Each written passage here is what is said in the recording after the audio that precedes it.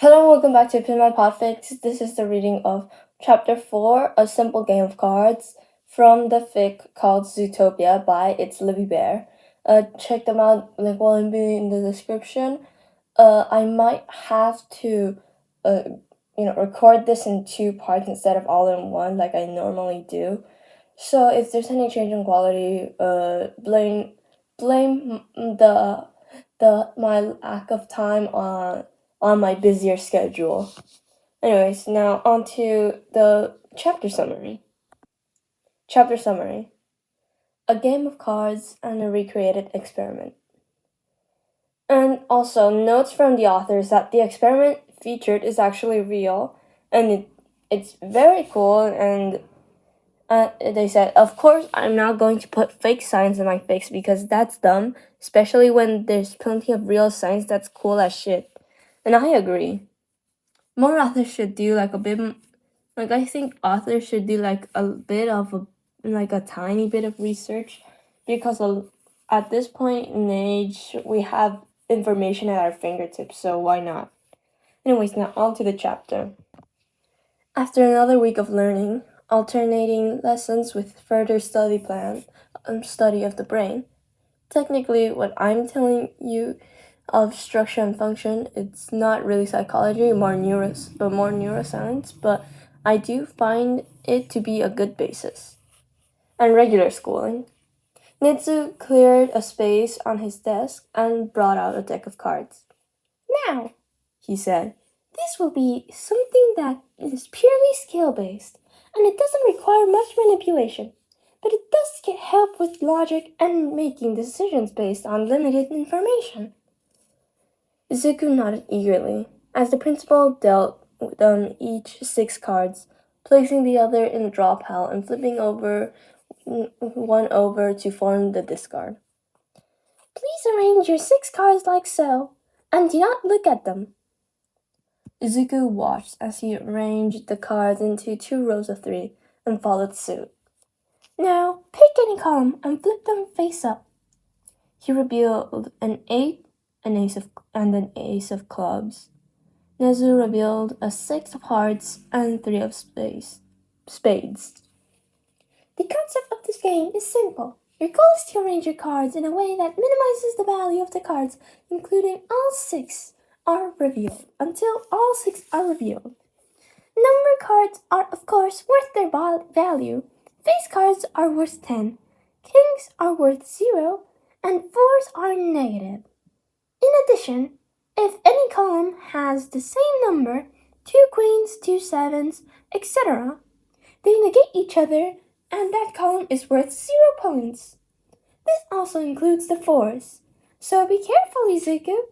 The rat chuckled, straightening his cards. I believe this is, perhaps, best learned through playing. Since I dealt, why don't you go first? You can either draw a face-up card and replace one of your own with it, discarding said card, or you can take a chance and draw from the top of the deck. However, if you do not place the card you draw and instead discard it, you must flip over one of your cards whenever you are ready, my friend. Izuku blinked and inspected the card that was currently face up. It was a 6 of diamonds, not particularly helpful for him, so he decides to draw from the top of the deck. 6 of clubs. He sighed, looking at his 6 cards, 4 face down, and went to discard the card, but then he stopped, looking at Nedzu's cards. He's showing a 6. If Izuku discarded the 6, he was basically giving him a free 0. He looked back at the 6 in his hands. He'd have to use it. Hesitantly, wanting to reveal more cards, but praying he wasn't about to give Nedzu something useful, he'd replace the card next to the ace, or the bottom middle, and place the 6, slipping the card into the discard pile. He breathed a sigh of relief at the 7 of clubs. Ah, rather clever, and a lucky draw. There aren't many cards below a 6. but enough to be scary. Nedzu drew the next card from the top of the deck and hummed before tossing onto the discard pile. Apparently, he didn't want the 5 of clubs, but he turned over his own bottom middle card, revealing the Queen of clubs. My, we do have a lot of clubs out so early. Your turn. Izuku hummed. He certainly didn't want the 5 either, so he drew from the top of the deck, hoping maybe he'd get an 8 or an ace. His heart sank. Jack of diamonds. Well, with cards to spare and no desire to keep a face card other than a king, he discarded it, flipping over the last of his bottom cards, revealing the 8 of hearts. Nedzu was equally not keen on picking up the jack, so he drew from the top of the deck. His whiskers flicked in delight, and he slipped the card under his 6, discarding that and revealing the 3 of hearts. Oh, lucky. Indeed. Izuku drew a card from the top of the deck again, and his eyes widened. For the 4 of hearts. He looked down at his cards, worrying his lip over what he should replace. He could go for another of his face down cards, but he'd be 1 away from ending the game. With plenty of points to his name, and he might be giving up something good. He could replace one of the cards below his 2 remaining face down cards, but there was the possibility that one of them was also a 4, and that would negate their usefulness. He resolutely replaced his original 8 of clubs above the ace and discarded the 8. I was not the only one to get lucky this round. What a find! He grinned at his mentor, and his mentor grinned back before drawing a card. Lovely! A 2! He slipped the 2 of hearts in his bottom right corner, flipping up the card he was replacing. Oh dear! Izuku sat up straight, looking to see it was another 4. The 4 of spades. He critically grabbed it from the discard pile and replaced it with his 6, in the bottom middle. He grinned at his mentor. Better luck next time, Nedzu. Nedzu chuckled. Oh, you! The game isn't over yet. They played several more games of 6, as it was called, and Izuku found himself enjoying it, knowing what cards were left, running probabilities, and weighing risk and reward to see if he wanted to flip up that final card, ending the round, was incredibly exciting. After all, you didn't have to have a low score, just lower than your opponent. Still, the game was mostly luck with a healthy dash of strategy. So Izuku found their win-loss ratio to be 1-1, which was certainly rather fun to think about. He didn't end up winning the first game. The combination of the 2 negative 4s was too much for Nedzu to overcome. He did end up winning the first game. The combination of the 2 negative 4s was too much for Nedzu to overcome, even with only 2 cards actually giving him any points by the end. 9 was still much higher than 3 after all. The next lesson they had that day was finally on some of the psychology principles that Izuku could use in everyday life. Nedzu called them tactics of persuasion, which really meant that you could use them to influence how people thought and get them to see your side better. There were, of course, the different types of arguments and how each one appealed to the emotional or logical side of your brain. There were also tactics like distraction that were simply fascinating. Apparently, the logic side of your brain, or System 2, the slow thinking system, could only hold so many pieces of information at once before it became overwhelmed.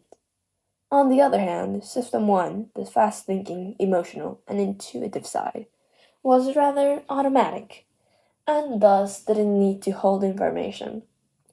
They had studied this before quirks, apparently in a way that seemed really simple and probably easy to recreate.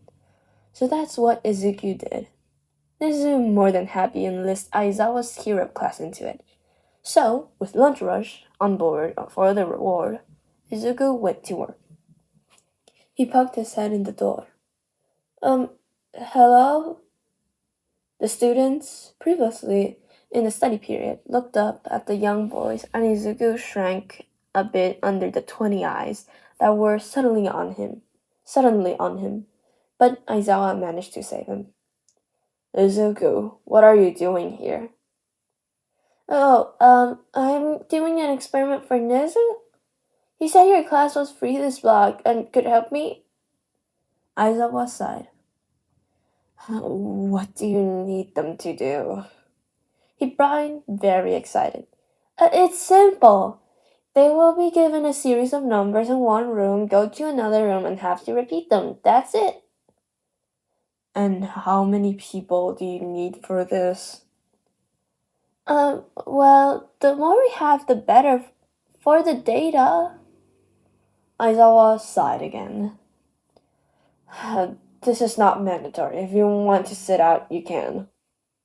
The class erupted into excited babble, and Izuku heard one person say, "He's so cute! How can you say no to that face?" and blushed. We've prepared rooms for this, since we have to do it one at a time. If you want to follow me.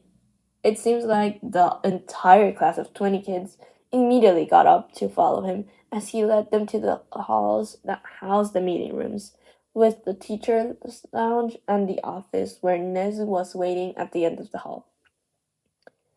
If you could please wait in here, I'll come get you one at a time, if that's all right. He got a series of confirmations and nodded hesitantly.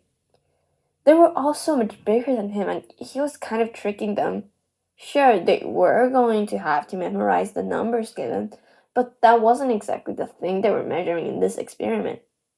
Oh well, he could tell the master the fact. He took the first student into the meeting room next door and gave them a series of 7 numbers to memorize, giving them a moment before taking them back out and walking down the hall with them. About halfway there, he stopped. Oh, I almost forgot. As thanks for participating, Lunch Rush is offering a reward. We wanted to know if you'd like cut up fruit or a slice of cake. They started but mumbled, "Cake," before going back to repeating the numbers under their breath. Nizuku smiled at them before letting them into Nedzu's office, where they repeated the numbers. It was going well. At the end of the experiment, all students were in the otherwise empty cafeteria, eating cake or fruit. Some of the cake people were looking guilty that they hadn't picked the fruit, since they were hero students and wanted to keep healthy. But he did notice quite a few people guarding their slices against their fruit cup friends. Aizawa was standing against the wall with folded arms, and Nedzu and Izuku compared both who had selected what and who messed up, if anyone. The results were almost exactly as they should be, with some standard deviations. So, did you get what you were looking for? He grinned. Yes, this finally proves the theory. One of the kids chuckled. On who's good at memorizing and who isn't? I mean, it was 2 numbers. How hard could it be? Some of his peers looked at him in confusion. 2? The girl muttered. But I had 7. There were calls on both sides of the argument until they realized that they had just had different numbers than they looked, and they looked confused at the boy. Izuku blushed and scuffed his heel while grinning. It was a logical ruse. We were actually testing how having too much information impacts your decision-making skills. People who only had 2 numbers didn't have as much to focus on, so they were far more likely to pick the fruit, the healthy option. But People who had to think about 7 numbers were too distracted and often went with their gut, which was cake, since everyone likes cake. The students looked at each other and down at what they were eating. He's right. I should have picked fruit, but I was too busy thinking about the numbers. There were murmurs of agreement, and Aizawa raised an eyebrow beside him. A logical ruse, huh? Nedzu chuckled. It was a clever recreation of a previous experiment, and I must say, it went rather well, don't you think? Izuku, what lesson can we take from this? If you distract people with too many options, they won't make good decisions. The class sweat dropped at the bright smile on his face when he said it, but Nedzu just patted his shoulder. Quite right. Now, let us go back to the lesson. I would like to teach you about priming before you have to leave for the day. Yes, Nedzu-sensei. Aizawa and his students watched the two leave, and the teacher sighed. Oh God, this is going to be a nightmare. The students silently agreed. Uraraka Ochako was nervous. She was 8 and going to a new school. Her parents were a little worried about moving to the Mustafa area. But with the heroes everywhere, they'd be getting more work, so they were willing to make sacrifices. Plus, the district was safe and had reportedly good schools. She let herself enter the classroom, walking in front of the board as the teacher introduced her. She wasn't used to there being this many people in one class, let alone an area in general. But she was slowly starting to get used to it and not be overwhelmed. Class, this is Uraraka Ochako. She just moved here. Uraraka, why don't you tell us about yourself? She stumbled through her introduction, telling them where she was from and how her parents were construction workers, before an angry blonde boy in the back of the room loudly called out, "What's your quirk?" The teacher scolded him for speaking out of turn. His name was apparently Bakugo, but he just rolled his eyes. So, what is it? She tapped her index fingers to her thumbs and then held her hands out, showing the pink finger pads. Anything I touch with 5 fingers will float. It's called zero gravity. Some of the class oohed and awed, but the boy, Bakugo, just sneered and sat back in his seat. She felt a twinge of annoyance go through her. Just who did he think he was? She narrowed her eyes at him and smiled brightly. I'm going to be a hero. Now that got a reaction out of him. She giggled as he exploded, quite literally, and the teacher reprimanded him again. No way! I'm going to be the only person in this school to be a hero. She rolled her eyes, still smiling. Well, we'll see about that, Explodey. She trounced to her seat, which happened to be right in front of the boy, who had stilled and blinked at the nickname before scowling and turning away. Whatever, round cheeks. She grinned. Yeah, this is the start of something new.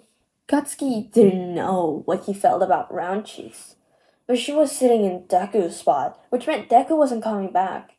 He huffed. Maybe the nerd had finally given up on being a hero. But something didn't sit right with him. Even if he had quit wanting to be a hero, that wouldn't mean he dropped out of school. Did something happen to him? No, Auntie would have told the old hag, who would have told him, so he would have known if the nerd had done something stupid. He would be told if anything had happened, especially if it was serious, right? She slammed the door open and ignored the yell from his mom. Oi, hag, where the hell is Deku? Oh, Izuku? Didn't I tell you? He's getting homeschooled now. He scrunched up his brow. Homeschooled? But Auntie works and isn't a teacher. Oh yeah, apparently he has a private tutor. Inko was really happy about it. They took an interest in our little Izuku and he's having a lot of fun, last I heard. Fun? Private tutor? The nerd was trying to get ahead. And as if Deku could catch someone's eye with his shitty, creepy notebooks and god-awful muttering. So something clearly wasn't right here. Katsuki's missing something. He just didn't know what. But by all might, he was going to figure it out. And that was the end of chapter 4, a simple game of cards from the fic Zutopia by Itslivybear. Sorry, my throat's been a bit sore recently, so yeah. Yeah, I won't be very, like, the qualities of this will be a bit, how do I say this? Not very well, because I'll have many cuts in between of me coughing, so there might be a couple of things that I cut off or something, but it hasn't gotten too bad. Since I have some condition that's genetic or something from my dad's side of the family, and it sucks.